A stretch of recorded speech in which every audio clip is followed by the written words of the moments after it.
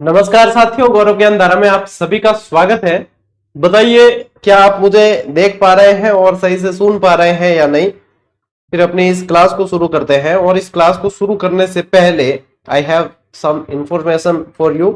कुछ जानकारी जो है आप लोगों के साथ में साझा करनी है मुझे, कि आगे अपन क्लासेस किस तरीके से ले रहे हैं। क्योंकि बहुत सारे सवाल और डाउट्स आ जाते हैं कि कल अपन ने जो है कछवा वंश पूरा किया है और आज राजस्थान के दुर्ग बढ़ रहे हैं, तो कैसे पढ़ रहे हैं, क्या है इसके पीछे, मतलब किस तरीके से क्लासेस चल रही है। ठीक है, तो वो भी मैं क्लियर कर देता हूं। नमस्ते, आज बहुत दिनों बाद में लाइव अपन मिल रहे हैं और लाइव की जगह प्रीमियर पर क्लासेस चल रही थी, तो प्रीमियर पे ज्यादा बेनिफिट आप लोगों के रहता है, क्योंकि लाइव में थोड़ा बहुत डिस्टर्बेंस फिर भी हो जाता है। फिर भी अपन कोशिश करते हैं कि डिस्टर्बेंस नहीं हो, फिर भी थोड़ा बहुत तो हो ही जाता है। राधे राधे, नमस्ते, गुड इवनिंग। चलिए, जुड़ गए आप सभी और जुड़ जाना। और लेकिन लाइव हो चाहे प्रीमियर, आपको क्लास 8 बजे ही देखनी है। कारण उसके कि आपका एक टाइम फिक्स होना चाहिए कि हमें 8 बजे तो ये क्लास देखनी है। इससे आप लोगों को नियमितता मिलेगी, इससे आप लोगों के पढ़ने की जो है चीजें व्यवस्थित सेट रहेगी।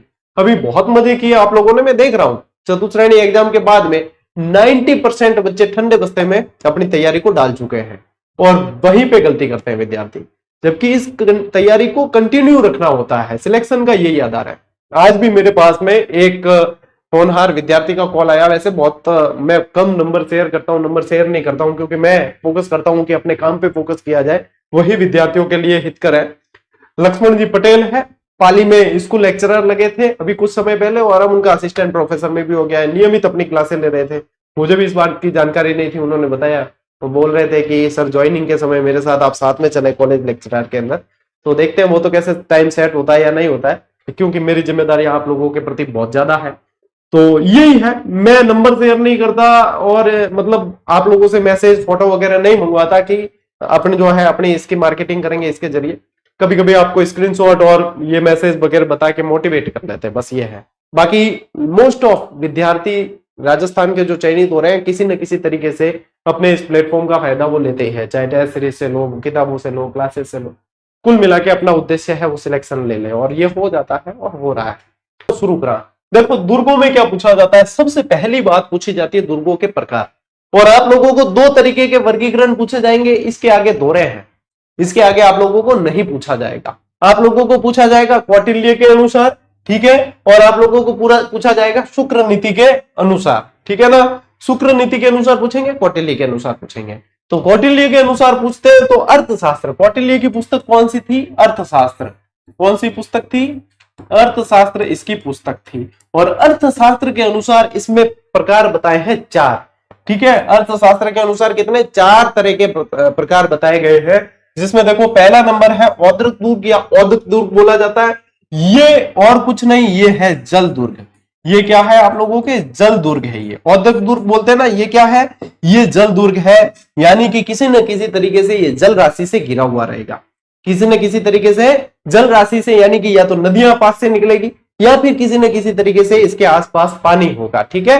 तो ये जल दुर्ग की श्रेणी में आता है। पार्वत या गिरि दुर्ग, ये किसी न किसी पहाड़ी पे होता है। धानवन दुर्ग, ध से ध्यान रखें, ध से दोरे, यानी कि ये जो हो गए रेतीला, रेतीला मतलब इसके आसपास परिवेश होगा। और वन दुर्ग इसमें बताने की आवश्यकता नहीं है। जो शुक्र नीति के अनुसार है, इसमें भाई इसमें वर्गीकरण बढ़ गया है। इसमें 9 तरीके के बताए गए हैं। और 9 तरीके के कौन से हैं, देखो औद्रिक दुर्ग, यानी कि ये तो जल दुर्ग की श्रेणी में ही आता है। ये तो आप लोगों के जल दुर्ग की श्रेणी में ही आएगा। जैसे अपने यहाँ पे गागरोन का किला, अपने यहाँ पे बैसरोडगढ़ का किला जो राजस्थान का वेल्लोर कहलाता है, ये जल दुर्ग की श्रेणी में आते हैं। और इसके अलावा फिर आगे पार्वत या गिरि दुर्ग, यानी कि ये पर्वतों पे होंगे, है ना, पहाड़ी पे बने हुए होते। ज्यादातर किले राजस्थान के दुर्ग पहाड़ी पे बने हुए हैं। मैं पूरी कोशिश करूंगा कि आप लोगों के प्रश्न बाहर नहीं जाए, और अपने से बाहर जाएगा वो सभी के बाहर ही जाएगा। चाहे कोई 10,000 का कोर्स खरीद के पढ़े, चाहे 1 लाख का कोर्स खरीद के पढ़े, वो बाहर गया है तो सबके बाहर गया है। मैं किसी भी तरीके से पेड क्लासेस से कॉम्प्रोमाइज नहीं करता कि अपनी क्लासेस किसी भी तरीके से पिछड़े, क्योंकि आप लोगों ने बहुत प्रेम दिया है। और मेरी बहुत मतलब जब से चैनल शुरू किया तब से यही श्रद्धा थी कि जो विद्यार्थी शुरू से जुड़ेंगे वो अंत तक जो है अपने लक्ष्य को प्राप्त करने तक उसको मैं क्लास सेल नहीं करूंगा, उसको पूरे जी जान से पढ़ाऊंगा। और उसके लिए मैं निरंतर कोशिश करता हूं, ठीक है। तो आप इस बात की यदि किसी के मन में शंका हो कि सर क्या पता फ्री पढ़ रहे हैं, तो आप पेड कोर्स से कंपैरिजन करके देख लेना। आपको 21 ही मिलना है, 19 नहीं मिलेगा। धानवन दुर्ग, इसमें क्या होता है, दौरे होते हैं इसके अंदर, इसमें वही चीज रेतीले दौरे होते हैं, यानी कि किसी न किसी तरीके से मरुस्थली परिवेश के अंदर ये जो है बना हुआ होता है। वन दुर्ग बताने की आवश्यकता नहीं। एरन दुर्ग, एरन दुर्ग में क्या होता है, वन दुर्ग के अलावा इसमें जो है कंटीली झाड़ियां वगैरह ये चारों तरफ से घिरा हुआ होता है। पहाड़ी पे तो होता ही है, लेकिन चारों तरफ से ये किसी न किसी कंटीली झाड़ियों से वगैरह घिरा हुआ होता है, जैसे कि रणथंभौर का दुर्ग है। रणथंभौर का दुर्ग रण और थंब नाम की पहाड़ी पर तो है, लेकिन चारों तरफ से ऐसी पहाड़ मतलब झाड़ियों से, कंटीली झाड़ियों से और घिरा हुआ है कि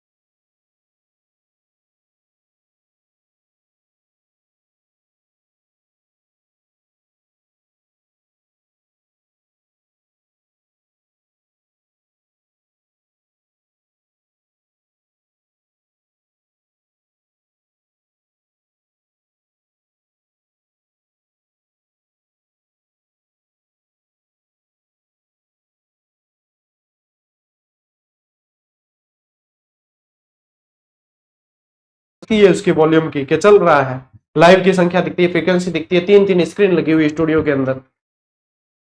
टाब्रो हेडफोन में गिफ्ट कौन करूं, थाने ही सही ढंगा लेना है, ठीक है, आवाज आ रही है।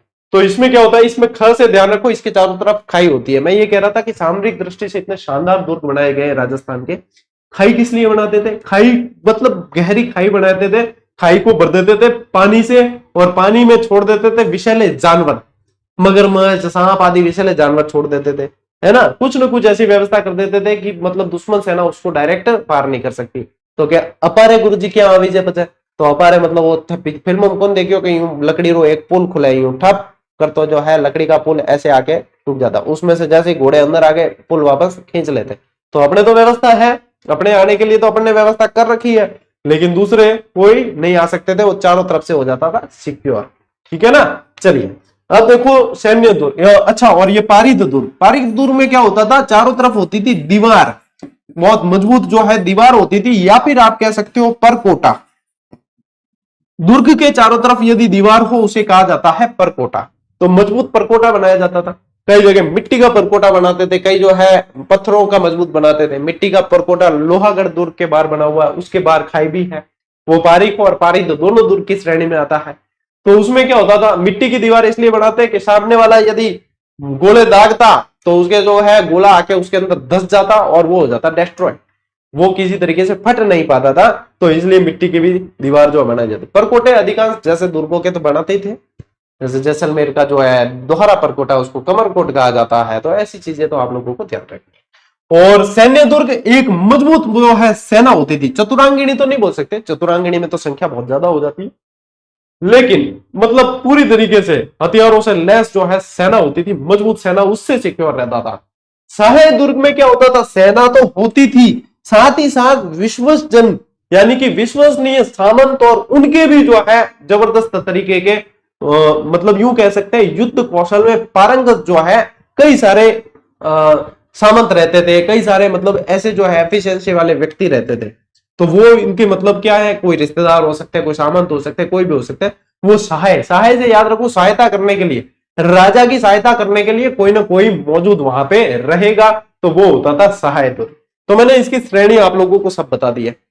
अब हाउ टू राइट, क्या लिखे कैसे सर इसे, तो लिखने के लिए फिर अपना नोट्स मेकिंग पैटर्न काम आता है।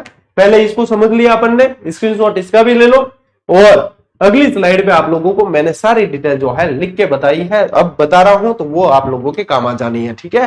चलो टाप ले स्क्रीनशॉट।